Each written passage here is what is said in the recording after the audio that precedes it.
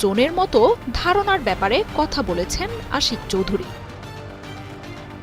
নিজ দেশেই প্রতিরক্ষা শিল্প গড়ার পাশাপাশি নতুন সরকার আসার পর যুদ্ধাস্ত্র বন্ধু দেশগুলো থেকে কেনার ব্যাপারে কথা শোনা গেছে। বিশেষ করে বিমান বাহিনীর জন্য চতুর্থ প্রজন্মের যুদ্ধ বিমান কেনার ব্যাপারে আলোচনা বহু আগের। চীন এবং পাকিস্তান থেকে এই ধরনের যুদ্ধ বিমান সংগ্রহের আলোচনা আছে। বিশেষ করে চীনের চতুর্থ প্রজন্মের যুদ্ধ বিমান J-10C কেনার ব্যাপারে আলোচনা এগিয়েছে বলেই খবর এসেছে গণমাধ্যমগুলোতে। এছাড়া তুরস্ক থেকে সম্প্রতি দেশে এসেছে হালকা কামান। মুসলিম দেশগুলোর মধ্যে প্রতিরক্ষা শিল্পে এগিয়ে যাওয়া তুরস্ক বাংলাদেশের সাথে প্রতিরক্ষা সরঞ্জাম তৈরি এবং প্রযুক্তি বিনিময়ে আগ্রহী। আশিক চৌধুরীর কথায় এই আশার পালে লেগেছে নতুন হাওয়া।